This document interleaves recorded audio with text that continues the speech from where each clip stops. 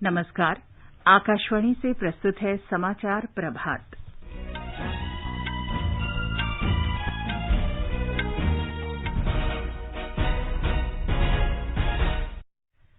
सरकार ने फ्लैगशिप कार्यक्रम डिजिटल इंडिया के 6 वर्ष पूरे किए। प्रधानमंत्री मोदी आज वीडियो कॉन्फ्रेंस के माध्यम से लाभार्थियों से संवाद करेंगे।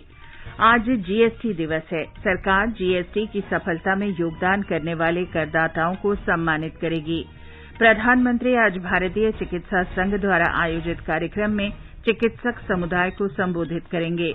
केंद्रीय मंत्रिमंडल ने आत्मनिर्भर भारत पैकेज के अंतर्गत 6,28,000 करोड़ रुपए के प्रोत्साहन पैकेज को मंजूरी दी।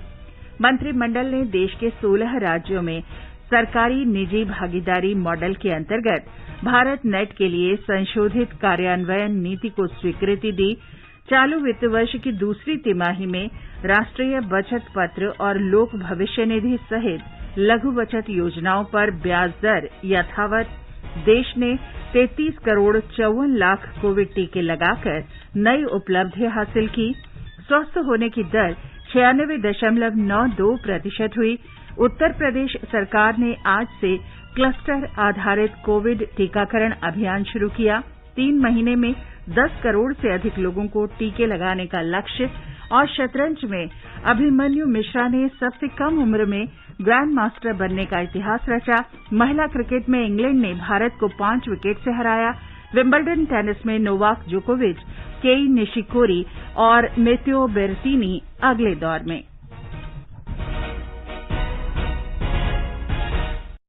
समाचार प्रभात में फरहत नाज के साथ मैं चंद्रिका जोशी। 18 वर्ष से अधिक आयु वर्ग के लिए सरकारी केंद्रों पर निःशुल्क राष्ट्रव्यापी कोविड टीकाकरण अभियान जारी है। युवा श्रोताओं से हमारा आग्रह है कि कोविड रोधी टीका लगवाएं और अन्य लोगों को भी इसके लिए प्रोत्साहित करें। कोविड स्वास्थ्य के लिए खतरा बना हुआ है। ऐसे में एहतियाती उपायों के पालन में कोताही न बरतें। जब तक जरूरी न हो घर से बाहर न निकलें और 3 सरल उपायों का पालन करें। मास्क लगाएं, 2 गज की सुरक्षित दूरी बनाए रखें, हाथ और मुंह साफ रखें। कोविड संबंधी जानकारी और मार्गदर्शन के लिए राष्ट्रीय हेल्पलाइन नंबर 01123978046 और 1075 पर संपर्क करें। और अब समाचार विस्तार से। केंद्र सरकार के प्रमुख कार्यक्रम डिजिटल इंडिया के आज 6 वर्ष पूरे हो रहे हैं। प्रधानमंत्री नरेंद्र मोदी ने इस महत्वाकांक्षी कार्यक्रम का शुभारंभ 1 जुलाई 2015 को किया था। कार्यक्रम का लक्ष्य भारत को डिजिटल रूप से सक्षम और ज्ञान आधारित अर्थव्यवस्था बनाना है। प्रधानमंत्री मोदी आज वीडियो कॉन्फ्रेंस के माध्यम से डिजिटल इंडिया के लाभार्थियों से संवाद करेंगे। इलेक्ट्रॉनिकी और सूचना प्रौद्योगिकी मंत्रालय ने इस कार्यक्रम का आयोजन किया है। इलेक्ट्रॉनिकी और सूचना प्रौद्योगिकी मंत्री रविशंकर प्रसाद भी इस अवसर पर उपस्थित रहेंगे। ब्यौरा हमारे संवाददाता से। डिजिटल इंडिया कार्यक्रम नए भारत की एक बड़ी उपलब्धि साबित हुई है। इसके जरिए नागरिकों तक सेवाएं आसानी से पहुंच रही है, लोग सशक्त हो रहे हैं। साथ ही यह कार्यक्रम सरकार को जनता के करीब भी ला रही है। पिछले 6 वर्षों में डिजिटल इंडिया की यात्रा सशक्तिकरण, समावेश और डिजिटल बदलाव पर केंद्रित रही है। इसने आधार, कॉमन सर्विस सेंटर, प्रत्यक्ष लाभ हस्तांतरण, डिजी लॉकर और मोबाइल आधारित उमंग सेवा के माध्यम से लोगों के जीवन में बहुत ही सकारात्मक प्रभाव डाला है। आधार के माध्यम से सरकार ने देश के 129 करोड़ से अधिक निवासियों को डिजिटल पहचान पत्र प्रदान किया है। जनधन खाता, मोबाइल फोन और आधार के संयोजन से गरीबों को सीधे उनके बैंक खातों में लाभ प्राप्त करने में मदद मिल रही है। कोविड महामारी के दौरान लोगों को ई संजीवनी टेलीमेडिसिन सेवा के जरिए स्वास्थ्य सेवा मुहैया कर डिजिटल इंडिया ने महत्वपूर्ण भूमिका निभाई है। आनंद कुमार, आकाशवाणी समाचार, दिल्ली। देश की ऐतिहासिक कर सुधार जीएसटी प्रणाली को लागू हुए आज 4 वर्ष पूरे हो गए हैं। इसे 1 जुलाई 2017 को लागू किया गया था। प्रधानमंत्री नरेंद्र मोदी ने कहा कि वस्तु और सेवा कर जीएसटी भारत के आर्थिक परिदृश्य में मील का पत्थर साबित हुआ है।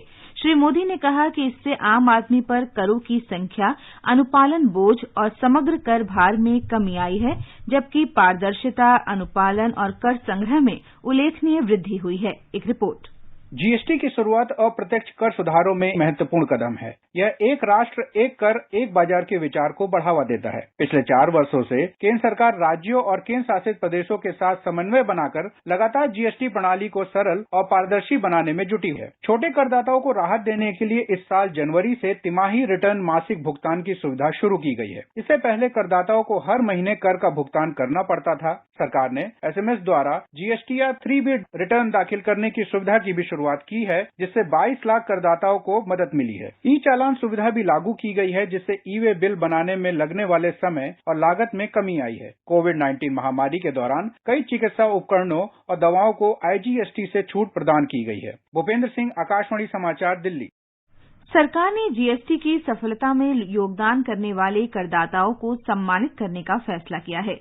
मंत्रालय ने कहा है कि सरकार करदाता सेवाओं में निरंतर सुधार के लिए प्रतिबद्ध है।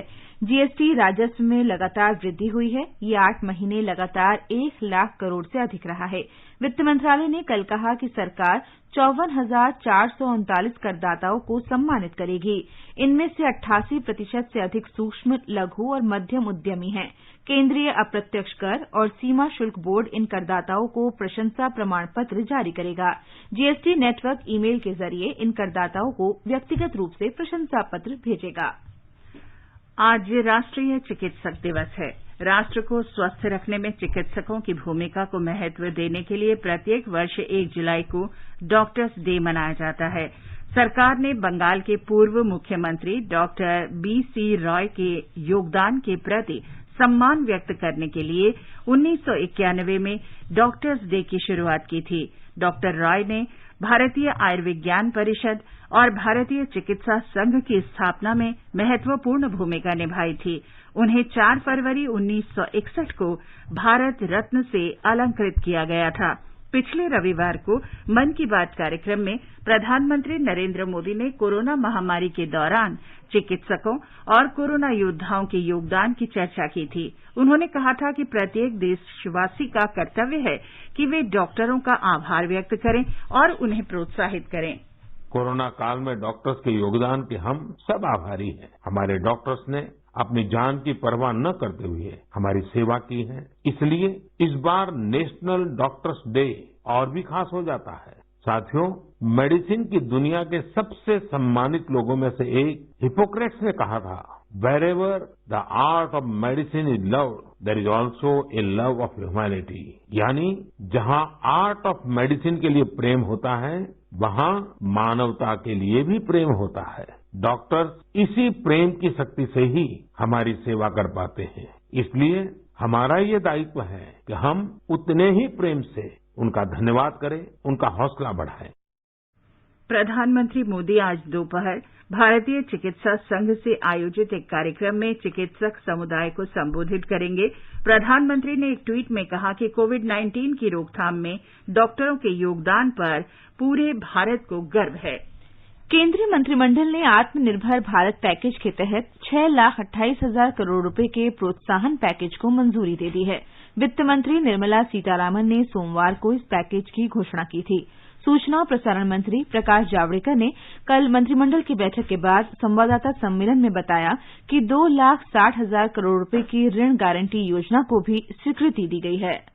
जैसे आपको मालूम है कि 2,60,000 के एक लोन गारंटी स्कीम एक कोविड अफेक्टेड सेक्टर्स को मदद करने के लिए, और दूसरी इमरजेंसी क्रेडिट लाइन जो पहले ही 2,70,000 करोड़ के लोन सैंक्शन हो गए हैं, इसमें और 1,50,000 जोड़ रहे हैं, और ब्याज का दर 7% से 8% तक रहेगा, 8.25। और सबसे विशेष बात यह है कि ये बैंक या वित्तीय संस्था जो लोन्स देंगे उसको गारंटी सरकार दे रही।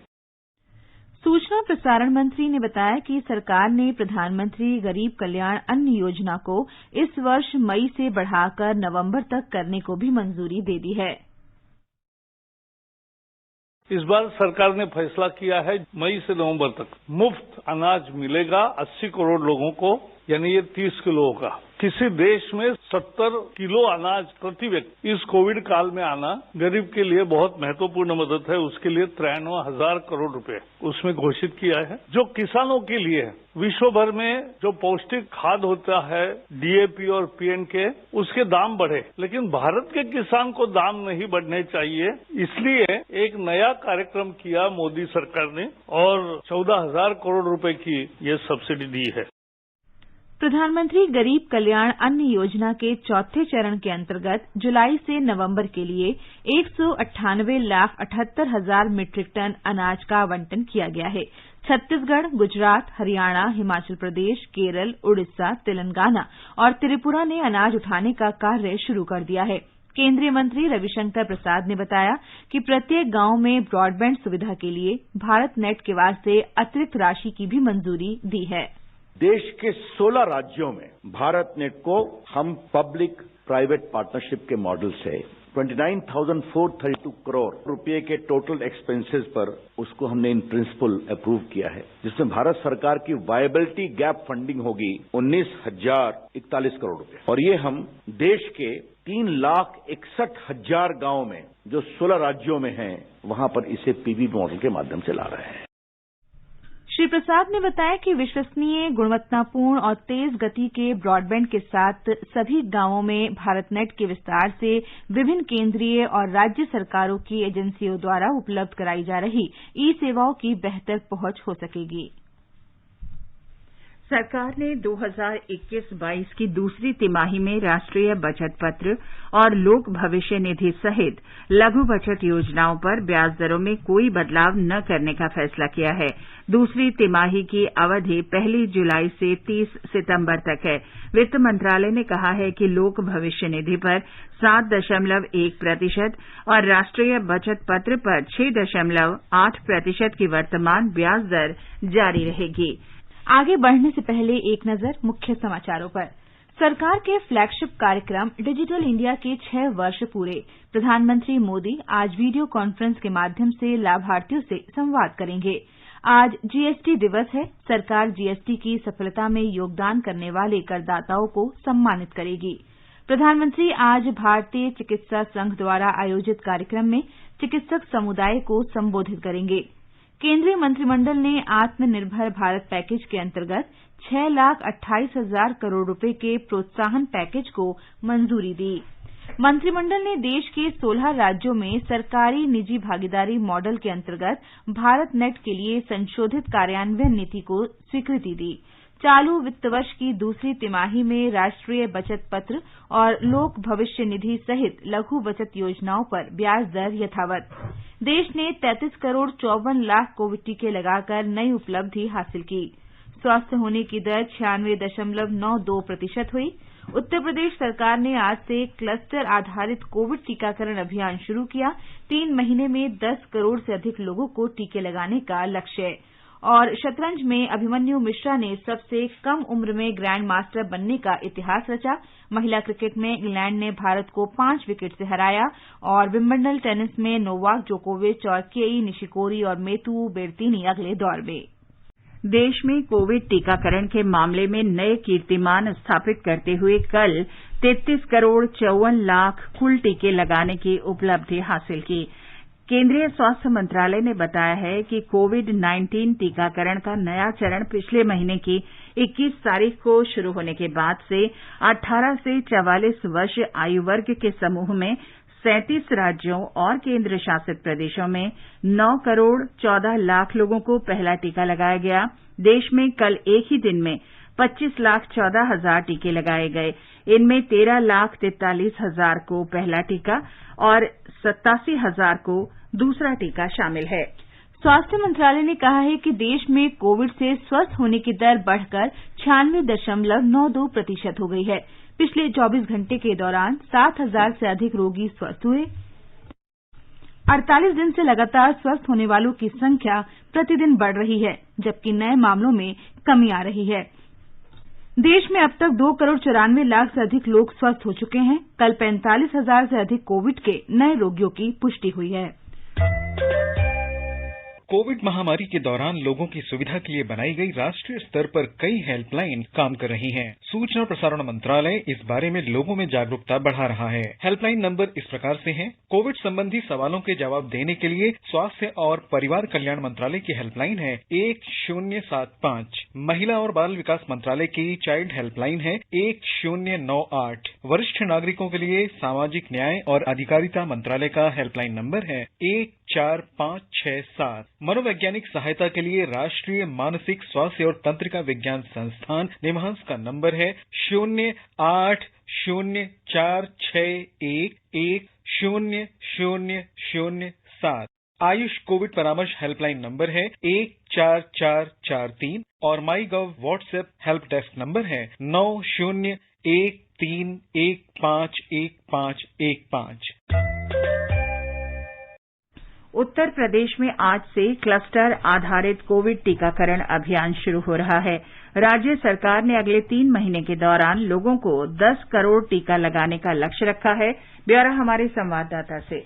इस महाअभियान का लक्ष्य रोज 10 से 12 लाख लोगों को टीके लगाना है और इसमें भी सबसे ज्यादा ध्यान ग्रामीण इलाकों में अधिकतम टीकाकरण पर रहेगा। राज्य टीकाकरण अधिकारी डॉक्टर अजय घई ने आकाशवाणी को बताया, क्लस्टर स्ट्रेटेजी में हम एक ब्लॉक को क्लस्टर्स में डिवाइड कर देते हैं और उस क्लस्टर में ही सारी टीम जाके वहीं सत्र लगा के टीकाकरण करते हैं। उसका हमें बहुत अच्छा जो है रिजल्ट मिला है। जो टीकाकरण जून में पहले करीब 4-4.5 लाख रोज पूरे यूपी में हो रहा था, वो एकदम से 8-8.5 और एक दिन तो 9 लाख से भी ऊपर हुआ है। 1/3 ब्लॉक्स में अभी हमने ये कार्यक्रम शुरू किया है, लेकिन 1 जुलाई से सभी ब्लॉक्स में जब यह कार्यक्रम शुरू किया जाएगा तो डेफिनेटली 10 से 12 लाख का जो लक्ष्य है वो कोई चुनौती ज्यादा नहीं रहेगा। क्लस्टर मॉडल के जरिए ही राज्य सरकार ने जून महीने में 1 करोड़ टीकाकरण के लक्ष्य को 6 दिन पहले ही प्राप्त कर लिया था। राज्य में अब तक 3 करोड़ 12 लाख से अधिक टीके लगाए जा चुके हैं। सुशील चंद्र तिवारी, आकाशवाणी समाचार, लखनऊ। झारखंड सरकार ने चल रहे स्वास्थ्य सुरक्षा सप्ताह के आज सवेरे समाप्त होने के बाद अनलॉक 5 के दौरान कई और छूट देने की घोषणा की है। ब्यौरा हमारे संवाददाता से। राज्य में सक्रिय कोविड-19 मामलों की संख्या में गिरावट के बाद अनलॉक 5 में और ढील दी गई है। सोमवार से शनिवार तक सभी दुकानों और शॉपिंग मॉल्स को रात 8 बजे तक खोलने की अनुमति दी गई है। वहीं सिनेमा हॉल, मल्टीप्लेक्स, रेस्टोरेंट और बार अब 50% क्षमता के साथ खुलेंगे। स्टेडियम, जिम और पार्क भी आज से खुलेंगे। धार्मिक स्थल और शिक्षण संस्थान बंद रहेंगे, जबकि ऑनलाइन शिक्षण जारी रहेगा। सरकारी और निजी दफ्तरों में 50% कर्मियों के साथ काम करेंगे। बैंक्वेट हॉल, सामुदायिक भवनों को अधिकतम 50 व्यक्तियों के साथ खोलने की अनुमति दी गई है। सार्वजनिक परिवहन को भी प्रतिबंधित बैठने की व्यवस्था के साथ अनुमति दी गई है। अंतर्राज्यीय बस सेवाओं को प्रतिबंधित रखा गया है, लेकिन अंतर जिला बसें अब 50% बैठने की व्यवस्था के साथ आवागमन करेंगी। दूसरे राज्यों से झारखंड आने वाले लोगों के लिए ई पास जरूरी होगा। शनिवार को शाम 8 बजे से सोमवार सुबह 6 बजे तक सप्ताहांत लॉकडाउन अगले आदेश तक लागू रहेगा। शिल्पी, आकाशवाणी समाचार, रांची। महाराष्ट्र के स्कूल शिक्षा मंत्री वर्षा गायकवाड़ ने स्पष्ट किया है कि शिक्षा छात्रों का मौलिक अधिकार है और कोई भी स्कूल या प्रबंधन किसी भी बच्चे को शिक्षा से वंचित नहीं कर सकता। उन्होंने सभी शिक्षा अधिकारियों को ऐसी शिकायतों को गंभीरता से लेने और ऐसे स्कूलों का पंजीकरण निरस्त करने को कहा है। दिल्ली में पिछले 24 घंटे के दौरान कोविड संक्रमण के 94 नए लोगों में संक्रमण की पुष्टि हुई है। दिल्ली सरकार ने कहा है कि इस दौरान संक्रमण के 240 मामले ठीक हुए हैं, जबकि 6 लोगों की मौत हुई। इस समय दिल्ली में 1379 लोगों का इलाज चल रहा है। वित्त और कॉरपोरेट कार्य मंत्री निर्मला सीतारामन आज से 2 दिन के कर्नाटक दौरे पर हैं। वे बेंगलुरु में सांसद स्थानीय क्षेत्र विकास निधि से निर्मित 100 बिस्तरों के कोविड देखभाल केंद्र के अलावा टीकाकरण केंद्रों का दौरा करेंगी। कल सुश्री सीतारामन बेंगलुरु के हेलिक्स जैव प्रौद्योगिकी पार्क जाएंगी। रेलवे, वाणिज्य और उद्योग, उपभोक्ता मामले और खाद्य तथा सार्वजनिक वितरण मंत्री पीयूष गोयल ने कल कहा कि भारत महामारी परवर्ती काल में सशक्त आपूर्ति श्रृंखला कायम करने में बड़ी भूमिका अदा करेगा। इंडियन ग्लोबल फोरम को संबोधित करते हुए श्री पीयूष गोयल ने कहा कि भारत ऐसे देशों के साथ संबंध बढ़ाने की दिशा में काम कर रहा है जिनके साथ हमारे साझा पर्यावरण हित हैं और जो पारदर्शी नियमों पर आधारित व्यापार व्यवस्था में विश्वास रखते हैं। सरकार ने खाद्य तेल के मूल्यों में कमी लाने और उपभोक्ताओं को राहत पहुंचाने के लिए कच्चे पाम ऑयल पर शुल्क में 5% की कटौती की है। रिफाइंड पाम ऑयल के मूल्यों में कमी लाने के लिए खाद्य और सार्वजनिक वितरण विभाग ने आरडीबी पाम ऑयल के आयात से प्रतिबंध हटाने और इसे आयात की मुक्त सामान्य श्रेणी में रखने की अनुशंसा की है। टोक्यो ओलंपिक खेलों की शुरुआत में 23 दिन बाकी हैं। आकाशवाणी से जारी विशेष श्रृंखला में आज बात करते हैं 20 किलोमीटर की रेस वॉक में भाग लेने वाले संदीप कुमार की। हरियाणा के महेंद्रगढ़ में 1 मई 1986 को जन्मे संदीप ने फरवरी में रांची में आयोजित राष्ट्रीय ओपन रेस वॉकिंग प्रतियोगिता में 20 किलोमीटर के रेस वॉक में राष्ट्रीय रिकॉर्ड बनाकर टोक्यो ओलंपिक के लिए सीट पक्की की थी। वास्तव में सेना में नियुक्ति से पहले संदीप ने कभी रेस वॉकिंग के बारे में सुना तक नहीं था। जाट रेजिमेंट सेंटर में जाने के बाद उन्होंने रेस वॉकिंग को पेशेवर तौर पर अपनाने और ओलंपिक में पदक जीतने का सपना संजोया। वर्ष 2014 में चीन में आयोजित IAFF world race walking camp में संदीप ने नया राष्ट्रीय रिकॉर्ड बनाया। इससे पहले उन्होंने 50 किलोमीटर वर्ग में रियो ओलंपिक में भाग लेकर 35वां स्थान हासिल किया था। लॉकडाउन के दौरान 3 महीने के लिए संदीप ने हरियाणा के सुरेती जाखर गांव में धान के खेतों में अभ्यास किया। संदीप मई में कोविड पॉजिटिव पाए गए थे, लेकिन बाद में रिपोर्ट नेगेटिव आने के बाद वे भारतीय खेल प्राधिकरण के बंगलुरु परिसर में प्रशिक्षण ले रहे हैं, जहां से वे ओलंपिक के लिए टोक्यो जाएंगे। आकाशवाणी समाचार खेल डेस्क से मैं चंद्रशेखर शर्मा। राष्ट्रीय अन्वेषण अभिकरण ने बिहार में दरभंगा रेलवे स्टेशन विस्फोट मामले में कल लश्कर-ए-तैयबा के 2 आतंकवादियों को हैदराबाद से गिरफ्तार किया। ये दोनों उत्तर प्रदेश के शामली के रहने वाले हैं। दरभंगा रेलवे स्टेशन पर पार्सल विस्फोट का मामला इस महीने की 17 तारीख को दर्ज किया गया था। इसके बाद राष्ट्रीय अन्वेषण अभिकरण ने मामले की जांच शुरू कर दी थी। संबंधित पार्सल की बुकिंग सिकंदराबाद से हुई थी और ये सिकंदराबाद एक्सप्रेस से भेजा गया था। आतंकवादी गुट के पाकिस्तान स्थित संचालकों के निर्देशों पर काम करते हुए गिरफ्तार आरोपियों ने विस्फोटक का पार्सल सिकंदराबाद से दरभंगा आने वाली रेलगाड़ी में बुक किया था। भारतीय मूल के अमरीकी अभिमन्यु मिश्रा ने सबसे कम उम्र में शतरंज ग्रैंड मास्टर का खिताब जीतकर इतिहास रच दिया है। उन्होंने सरगई करजाकिन का रिकॉर्ड तोड़ा तो 2002 में 12 वर्ष 7 महीने की आयु में चैंपियन बने। अभिमन्यु ने ये उपलब्धि 12 साल 4 महीने और 25 दिन की अवधि में हासिल की। बुडापेस्ट में उन्होंने भारत के 15 वर्षीय जीएम लियोन को हराया। वहीं महिलाओं की क्रिकेट मैच में भारतीय टीम से दूसरा एकदिवसीय मैच 5 विकेट से जीतकर मौजूदा श्रृंखला में 2-0 की बढ़त बनाई। इंग्लैंड के लिए सोफिया डंकले और कैथरीन ब्रंट ने छठे विकेट के लिए 92 रन की अविजित साझेदारी की। वहीं विंबलडन टेनिस में नोवाक जोकोविच, केई निशिकोरी और मेतू बेर्तीनी अगले दौर में पहुंचे। विश्व के पहले नंबर के खिलाड़ी नोवाक जोकोविच ने केविन एंडरसन को हराकर तीसरे दौर में प्रवेश किया। दक्षिण पश्चिम मानसून राजस्थान, दिल्ली, हरियाणा और पंजाब के कुछ हिस्सों को छोड़कर देश के अधिकांश भागों में पहुंच चुका है। बाड़मेर, भीलवाड़ा, धौलपुर, अलीगढ़, मेरठ, अंबाला और अमृतसर में मानसून की वर्षा हो रही है। 19 जून के बाद से मानसून आगे नहीं बढ़ा है। मध्य अक्षांश पश्चिमी हवाओं के असर, मौसम को प्रभावित करने वाले जूलियन ऑसिलेशन के अभाव और उत्तरी बंगाल खाड़ी पर हवा के कम दबाव की अनुपस्थिति के कारण ऐसा हुआ है।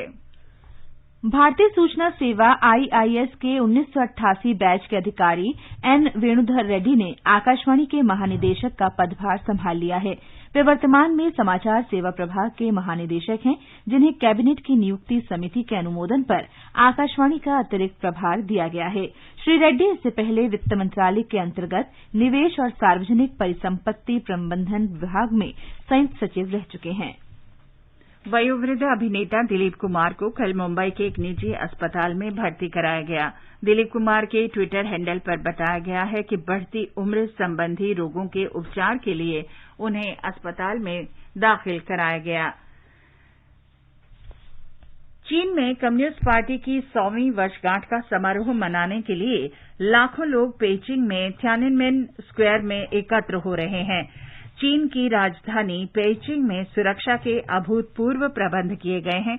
जहां बड़ी संख्या में सशस्त्र बल तैनात हैं, वहीं समूचे शहर में निगरानी कैमरे लगाए गए हैं। कुछ दिन पहले अत्याधुनिक हेलीकॉप्टरों और लड़ाकू विमानों ने इस कार्यक्रम का पूर्वाभ्यास किया था। इस ऐतिहासिक घटना के उपलक्ष्य में समूचे चीन में विभिन्न कार्यक्रम आयोजित किए जा रहे हैं। ये समाचार हमारी वेबसाइट newsonair.com/hindi पर भी उपलब्ध हैं।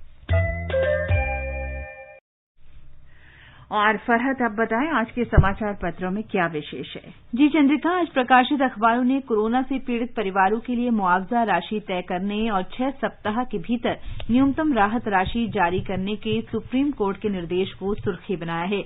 ट्विटर को दिल्ली पुलिस द्वारा हफ्ते भर में आपत्तिजनक सामग्री हटाने के नोटिस अखबारों की बड़ी खबर है। नवभारत टाइम्स के शब्द हैं, अकाउंट ब्लॉक करने के लिए यूएस के कानून लागू करता है ट्विटर, तो भारत के कानून भी माने। हिन्दुस्तान ने राष्ट्रीय महिला आयोग के स्वतः संज्ञान पर उठाए गए मामले को विस्तार से दिया है। हरिभूमि ने लिखा है, ट्विटर और केंद्र सरकार के बीच टकराव पर बोले विदेश मंत्री, तकनीक से जुड़ी बड़ी कंपनियों की जवाबदेही के मुद्दे पर चर्चा जरूरी। आज से होने वाले कुछ अहम बदलावों पर भी अखबारों की नजर है। एटीएम से 1 महीने में 4 बार से ज्यादा हर निकासी पर 15 रुपये शुल्क और जीएसटी लगेगी। पत्र लिखते हैं, 2 साल तक आयकर दाखिल नहीं करने पर 5% टीडीएस चुकाना होगा और 50 गुना ज्यादा जुर्माना लगेगा।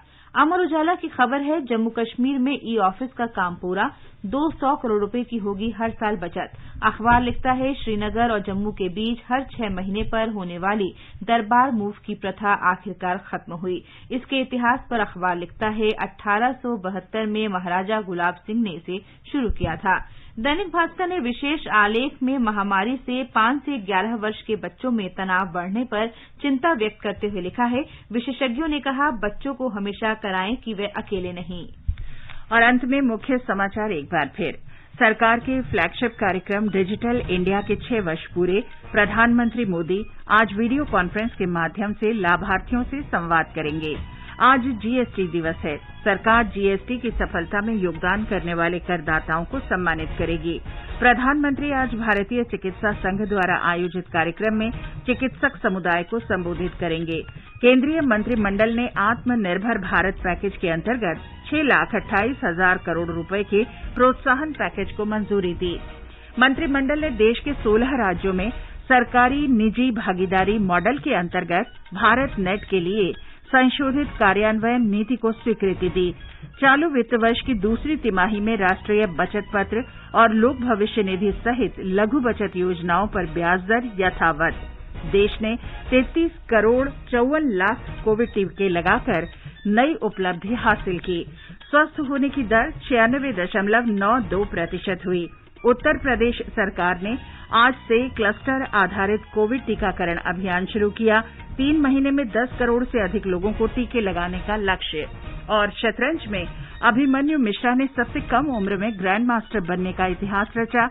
महिला क्रिकेट में इंग्लैंड ने भारत को 5 विकेट से हराया। और विंबलडन टेनिस में नोवाक जोकोविच, केई निशिकोरी और मैत्तेओ बर्तीनी अगले दौर में। इसके साथ ही समाचार प्रभात का ये अंक समाप्त हुआ। नमस्कार।